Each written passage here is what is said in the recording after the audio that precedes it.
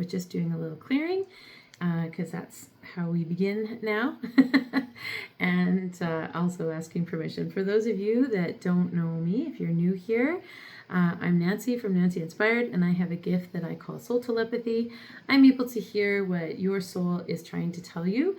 When I do individual readings, it has it's just for you, and it goes into what your own soul wants you to know for your evolution. When it's collectively like this, it is sort of what is the most important wisdom for everybody here today. So I connect first to you. The first half of the live is collective messaging. The second half, I will call for names. Don't put your name in yet because it'll get missed, but I'll call for names and I'll tap into everybody's individual stuff. All right, so I start by just asking permission. So can I, may I, and shall I do a collective reading from my Insight Timer friends and family? I can hold it here. Binks is going to try and play with it. And that's a solid yes. Is there any reason why I shouldn't at this moment in time? And then it switches direction and it's giving me a no, although Binks is going to want to play with it. Then I'm just going to add a little cleanse, clear, and protection. So we're just going to ask to cleanse, clear, and balance our heart, our minds, our bodies, and our spirits on all levels for our highest and best good. If you want to just close your eyes, if it's safe to do so, wherever you are. And we just imagine sort of a blue-white light. Some people think it's Archangel Michael, but a blue-white light that just kind of swirls around counterclockwise. And as it swirls around, it sort of cuts away everything that doesn't serve you. We're just going to cleanse, clear, and balance our hearts, our minds, our bodies, and our spirits on all levels for our highest and best good. And you can just imagine that blue-white light swirling around.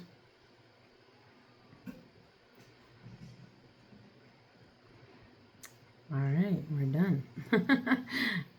Then after that, I ask for love and light and blessing. So we're just going to fill the space with love and light and blessing and protective energy. It's like creating a beautiful bubble around this community where only love, light, blessing, and good intentions are allowed in. And we fill all those spaces that we just cleared with love and light and blessing. All right, and we're good to go. Then I ask permission. Can I, may, and shall I do a reading for my Insight Timer, friends and family? Yes. Is there any reason why I shouldn't? No. All right, then we're good to go. I ask that their intuition be raised to the highest level that everyone can accommodate with at this moment in time. All right. Hello, Clara. Sincerely, I feel it swirling around my feet and it's swooped over the rest of my body. Perfect. After our last little encounter a couple weeks ago where there was some negative energy that kind of tried to make its way in, I now have just kind of added a protective invocation so that only loving energy is welcome in this space. For the most part, I work very hard at creating a protective bubble around myself and my family and my home that allows only loving energy in. And now I extend it to all of you. So you are now in my little protective bubble. All right. Okie dokie. For those of you that weren't here, a couple weeks ago, we had sort of I don't know what it was. Somebody had some negative energy that they were trying to throw at us. And I had to forcefully send it away. Send it to the feet of God where it could be transformed. And so now I've just added an extra layer of protection. Jovita, who's on here right now, has helped me do some work in terms of understanding what that looks like for myself and for the group. So thank you, Jovita. All right. Without further ado, let's get started. What is the collective wisdom for this coming week? Binks is just like hanging out. He's just part of the reading today. All right. I knew this was going to come up. I knew this was going to come up today. All right. So right away, I was given this story. Actually, even while it was happening in the car, I was like, I have a feeling this is going to be messaging today. And sure enough. So I was driving my granddaughter to her visit, and she was feeling a bit sad. She had a sleepover, and it was lots of fun, and she didn't really want to say goodbye. And she was struggling, and the people that she slept over at also just recently lost their dog. So she was really struggling with the idea of loss and having to say goodbye to things. And so she was having a cry, and we were talking, and I had the thought, and this is when I thought, I bet you this is going to be some of the wisdom today. And it is. It's about letting go. So she was having trouble letting go. They also gave us a bag of donations, and she's like, how can she get rid of her clothes like that? What if she likes them still? I was like, well, sometimes it's time to let them go when they don't fit you anymore. So we had a conversation about letting go, and then I said, you know who teaches us to let go the most? And she said, who? And I said, the trees. And she has went, huh? And I said, well, it's, in the fall, they have their most glorious, most beautiful leaves on, and then they release them, let them go, and then they're barren for a little while. Maybe it's a time that they're resting, or maybe they're a bit sad even to let the go. And then once they've healed from that, then they can start regrowing some new leaves in the spring. So she's like, so you're telling me to be like the trees? I'm like, yep, let's be like the trees. So then that's the bit of messaging we're getting today, is that sometimes we need to just let things go, that we have choices. We always have choices. We don't have choices about what happens sometimes. We don't have choices about what's going on sometimes, but we do always have choices about how we can react. Tell you another story. Just this last week, I had a bit of frustration at work. And I was a bit angry. If I'm honest, I was a bit angry. I felt a bit let down. I felt a little frustrated with the situation. And someone at work was like, after I, processed feeling frustrated and a bit angry, I had to work on just letting it go. And someone at work asked me, how do you just let that go? Like, how do you just not, why are you not angry about that? I was like, well, because right now at this moment, there's nothing I can do about it, right? I can protect myself, I can prevent, I can have a conversation if it happens again, I can do all those things so I can set proper boundaries. But right now in this moment, being angry about it doesn't serve me. All it does is make my day longer, more difficult, whatever. So I have to let it go. It doesn't mean completely forgive and well, actually, I'll say, yeah, forgive. It doesn't mean forget the lesson. It doesn't mean don't hold them accountable. It doesn't mean don't set boundaries. It means you can choose to stew about it and have it ruin your day, or you can choose to let it go. And so this is the messaging, and I know it was relevant for me this week, so must be coming as well.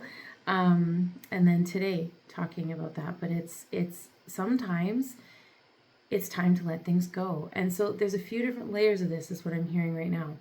There's letting things go in the moment when things are upsetting, frustrating, whatever it is, annoying, thanks. I'm sorry, you're not annoying. You're just getting in the way right now. Sometimes it's there's things that happen that frustrate us, and we can choose to be angry or we can choose to let it go. There's also things, and this is what I'm hearing now, is sometimes it's time to let things go. As humans, and especially, if we've suffered loss or have anything, where we feel like we may lose something. So people that have experienced a lot of loss, and especially in their early life, will tend to try to hold on to things a little bit more. And I can see that pattern a little bit in my granddaughter. Sometimes when things aren't serving us anymore, it's time to let them go. It's time to make room for new spaces, new capacity is the word I'm hearing. Let me just unpack the word capacity. New capacity. Okay, so what I'm hearing is that if you're constantly stuck in patterns that are on repeat, over and over again, we're in this, like, maybe it's a relationship dynamic, maybe it's a work dynamic, maybe it's our own response dynamic that sometimes we, are caught up in our own, we gravitate towards a certain thing, and then we have certain responses, and it's like this continuous cycle. what I'm hearing is by clearing that away, it opens up the capacity for new ways of thought, new patterns of being, new experiences, new joy. Hearing to tell you another story, I'm not sure why this is relevant, but one of the things that my granddaughter was struggling with today is she had made a really beautiful picture on a whiteboard in my car. Often she draws. When we're doing long driving, she draws on a whiteboard. And she drew this picture, and it had been ongoing for probably a good week, and she was really proud of it. Well, as the whiteboard got moved near a blanket, it erased part of it. Well, she was devastated. I'm never going to be able to draw a picture like that. I'm never going to be able to. I'd never want to draw again, she was saying. And then I said, well, what if when you draw the next picture, it's even more, it's even better than what you did before? Maybe it's something new that you hadn't discovered before. And before you drew that picture, you didn't know you could draw that picture. And by giving yourself a blank slate to draw that picture, you allowed yourself to draw that picture. Now with another blank slate, maybe you'll draw a different picture. She was still pretty sad on that. She was never going to draw again. But that's what I'm hearing, is that when we release things that are no longer serving us, that are not meant for us, that are holding us back in that capacity, it opens us up for new capacity. It opens us up for new spaces. So recognizing when it's time to let go, and I'm also hearing that is a practice. That is a practice. And I've been listening to on Insight Timer, there was I can't remember his name right now, Silas, I think,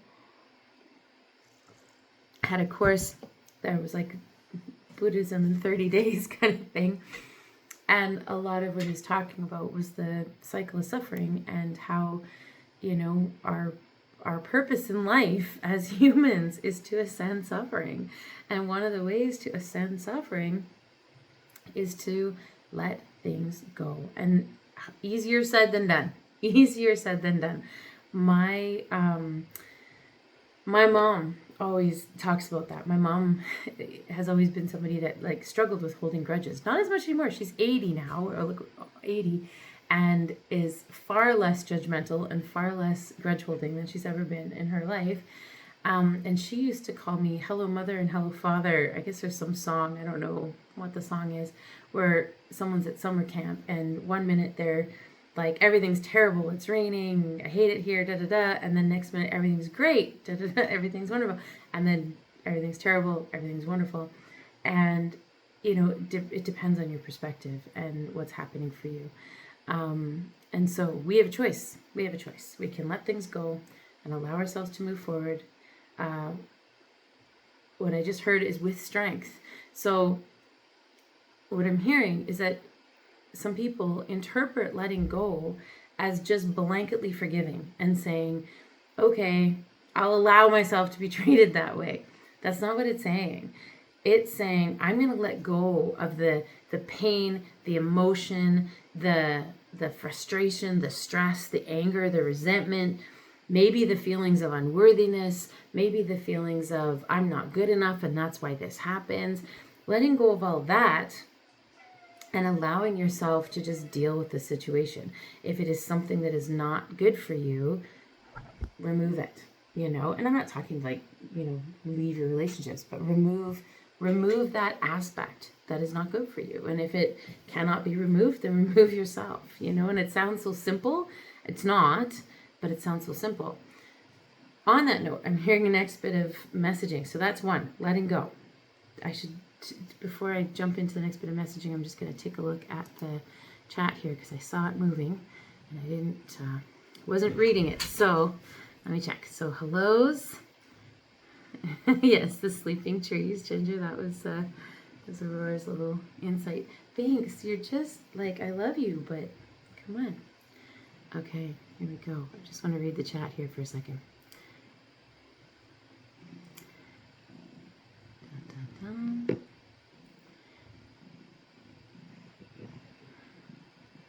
All right, sorry, here we go. Thanks, I needed that today. Friendships that no longer serve us are flat. Yes, so even friendships, we have to we have to let go sometimes. I think I've shared some stories of situations where I was like, okay, I need to let go sometimes. Lillian, I've been working a lot with anger. I kind of love it in the sense that it's like the element of fire. Yes, amazing to breathe and move and learn what it is, a soft part of me.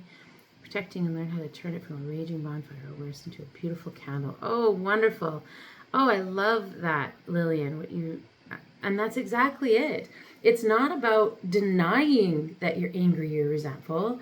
It's about transmuting it into a protection, or what can you do with that? Use it to help you build those boundaries as opposed to it consuming you. I love the fire analogy, Lillian, because absolutely a bonfire out of control turns into a raging forest fire that destroys everything. But, a bonfire maintained and looked after is beautiful and protective. I love that analogy. Thank you, Lillian. Hello, everyone. Jovita. Oh, you're so sweet. Thank you. And yes, I do believe that if you were called to come here, it's for a reason, whether it's now or listening later. Christine says, I teach about letting go a lot. Even this is even more ironic. They're perfect. Angela, you know the song they're talking, it's like Hello Mother, Hello Father or something, and it's about a kid who's, happy and then not all the time. There's a similar teaching. If you can't change it, why worry? If I can't change it, why worry? Absolutely. So if I can change it or I can't. Oh, Camp Granada, that's it. That's the one.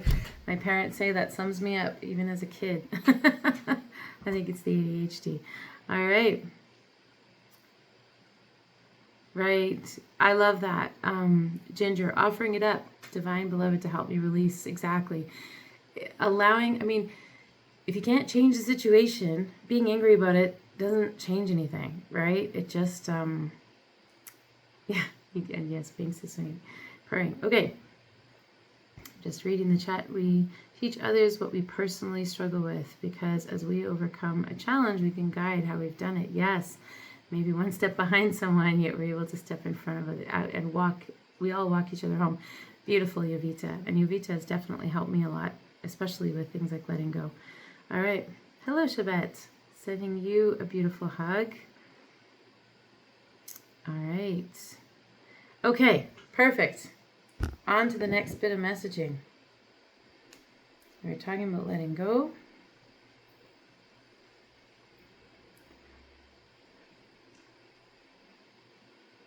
All right, next bit of messaging has to do with boundaries and forgiveness.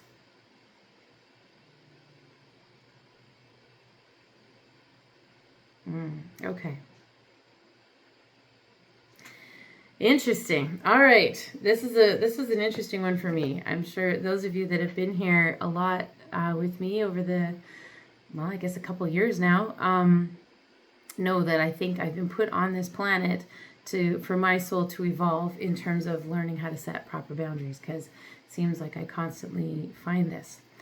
What I just heard, and I need to unpack this from my own brain, so I'm just going to give you the messaging, and then my Nancy brain also has to try and unpack it a little bit. What I heard is that setting proper boundaries comes first from forgiveness. Now, I don't totally understand that, so then I ask, what exactly that means. Okay, interesting. It comes from a place of non-judgment. It comes from a place of understanding that we are all divine beings in a human body, and that the person that is crossing our boundaries is also here on a soul journey, on a soul lesson, and that being able to set proper boundaries has to come from a place of forgiveness, both for ourselves and the other person, and from a place of non-judgment. Now, as I'm listening to this, there's a part of me that's like, the Nancy brain is kind of struggling, but then as I hear the messaging, I actually understand what it's saying in that.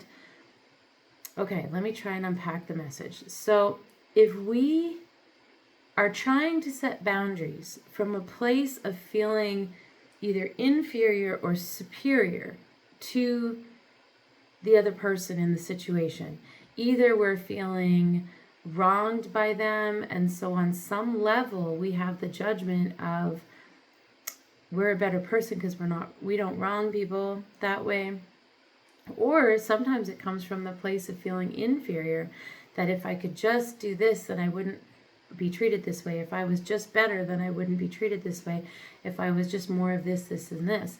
And so what I'm hearing is if you remove that sense of judgment, that sense of value judgment, hierarchy kind of thing, and approach it just from a place of the divine in me sees the divine in you, then the idea of a boundary is ultimate respect. So what I'm hearing is just like in the animal kingdom, there are certain territories, and there's almost kind of rules in terms of territories and how territories are maintained. I even see it in my cat, that there's sort of boundaries that, and then when someone gets too close to the boundary, it's a, quick hiss, hey, you're in my space, and then they back off, and it's a boundary that's respected. But it doesn't come from a place of I'm better than you or whatever. This is the understood boundary.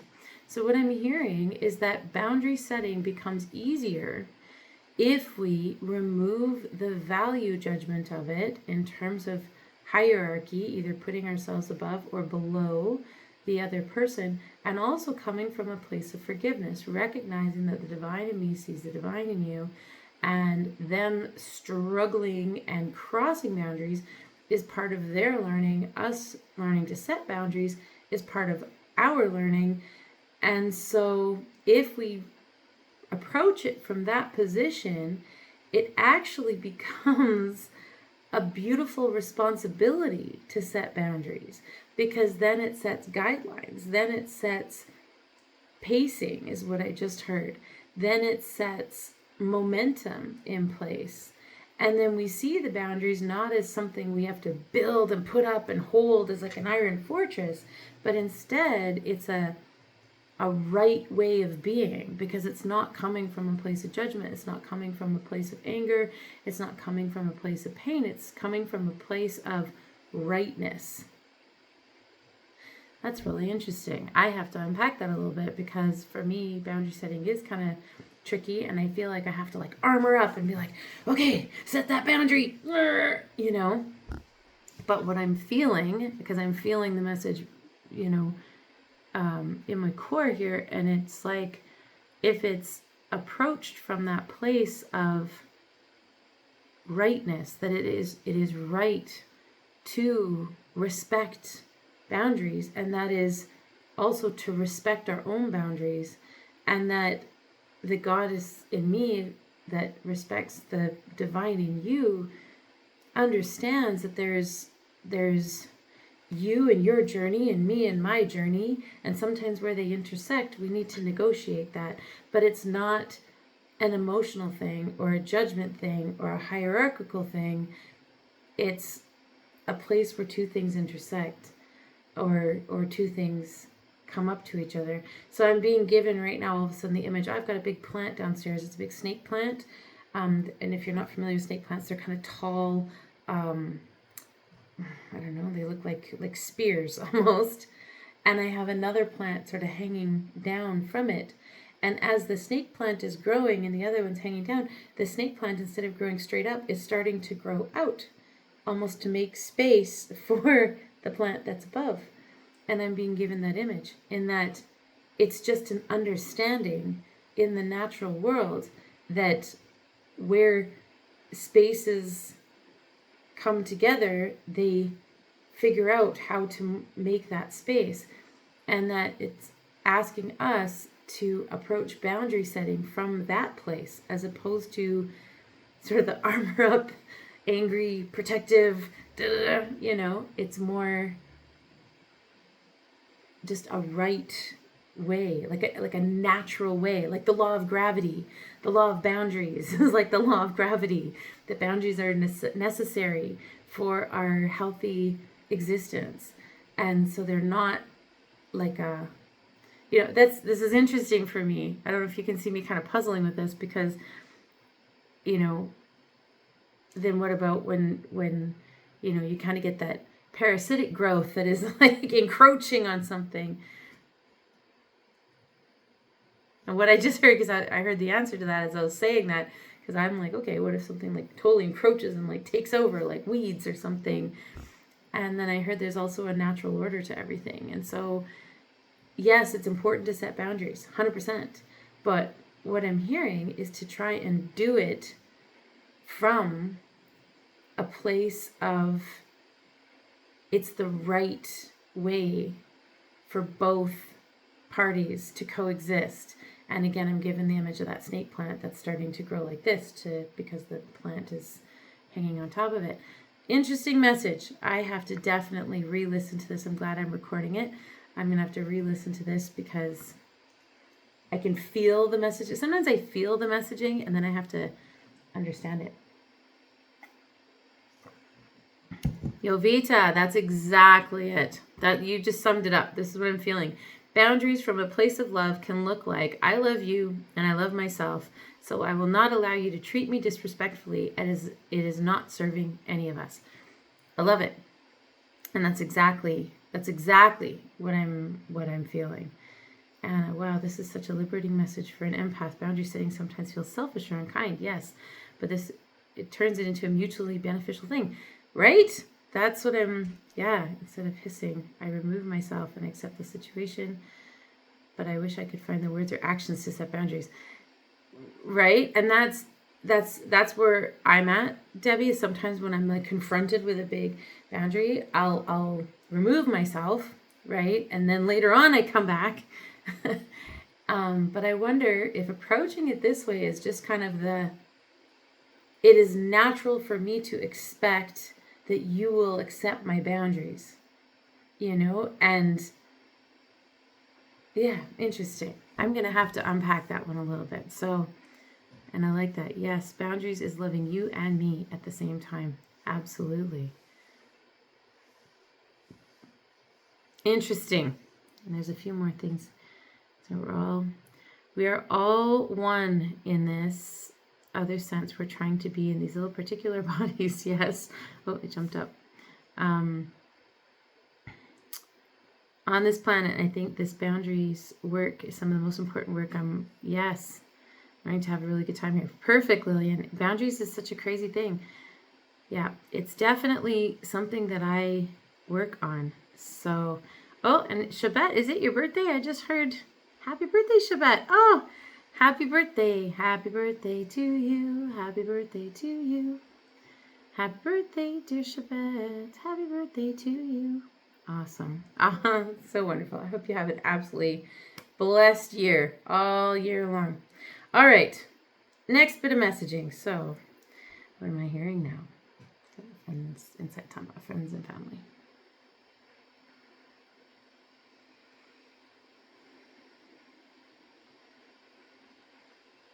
Okay, everything's about new growth, right? Like getting rid of old stuff that doesn't serve you, letting go, new growth.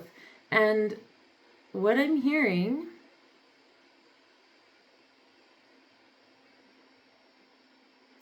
is like a snake when it sheds its skin. I don't know a whole lot about snakes. I have seen a snake shed its skin. Well, not seen it, but on TV I've seen it. I assume that new skin underneath is probably a little bit sensitive, a little bit raw, right? Just like a baby's skin is like, sensitive.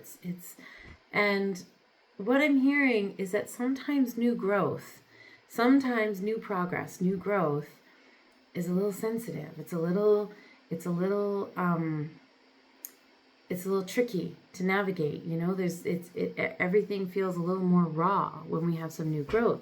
But what I'm hearing is that if we are feeling a little raw, that's actually better than feeling numb. Feeling numb and feeling nothing denotes more stagnation, right? And whereas new growth, even though it might be painful, even though it might be raw, even though it might be difficult, I can imagine it's not the easiest thing to completely shed your skin, or I'm certain it probably takes a bit of energy and work.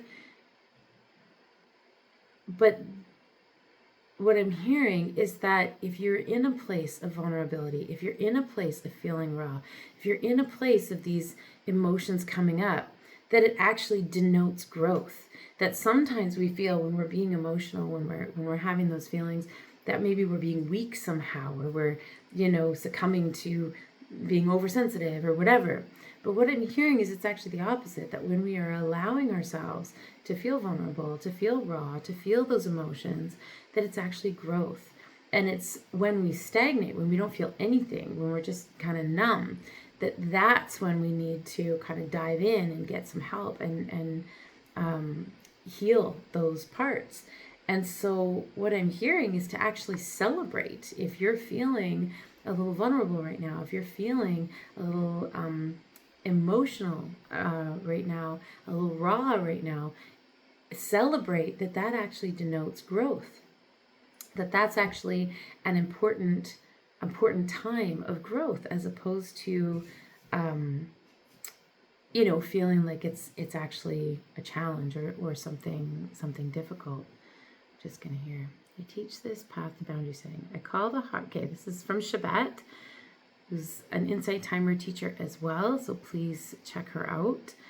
I teach this path to boundary setting. I call the heart-centered boundary setting. Call it the heart-centered boundary setting, and forgiveness is indeed important to setting boundaries, because what you forgive, release, and accept can no longer be used against you. Yes, that makes complete sense.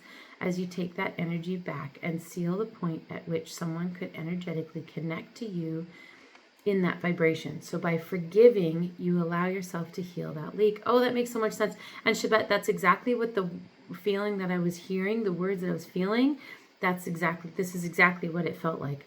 So by forgiving, you allow yourself to heal that leak, and therefore you become energetically unavailable to that vibration, to a heart-centered boundary that's set.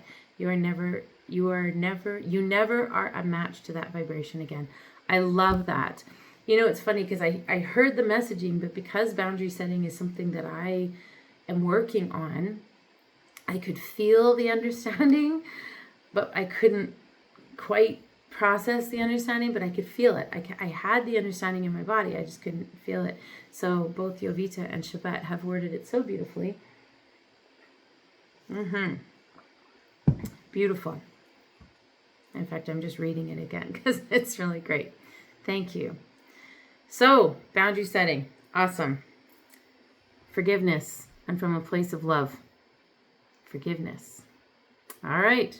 And non-judgment. That was the other part that I heard, is that non-judgmental. Does not create a hierarchy of more or less. All right. Next bit of messaging.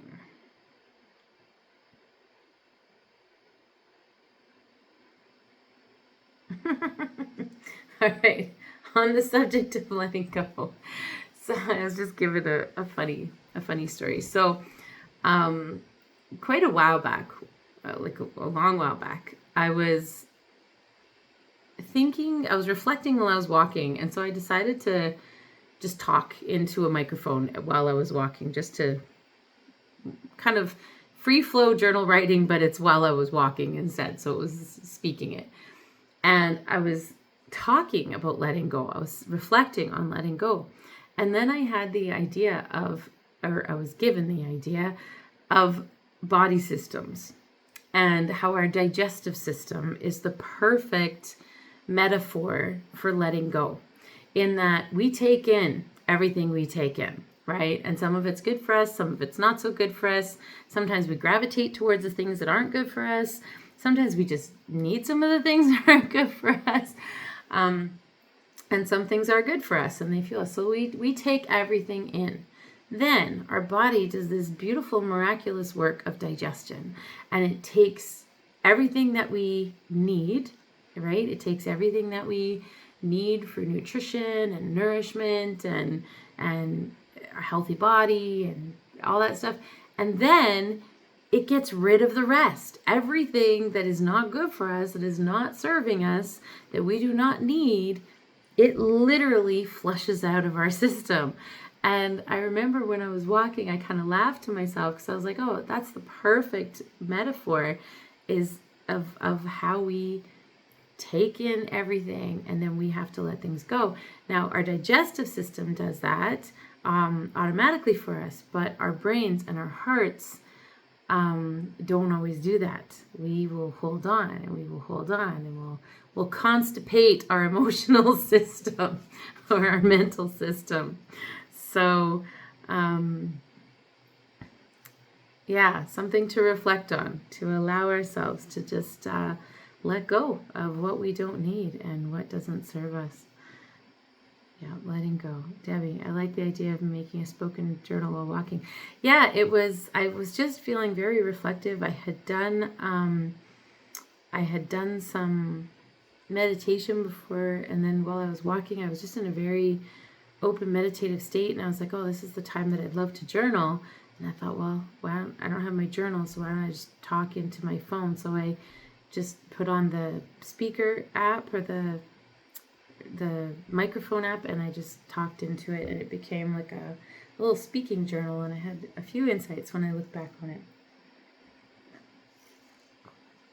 All right. Anything else for the group?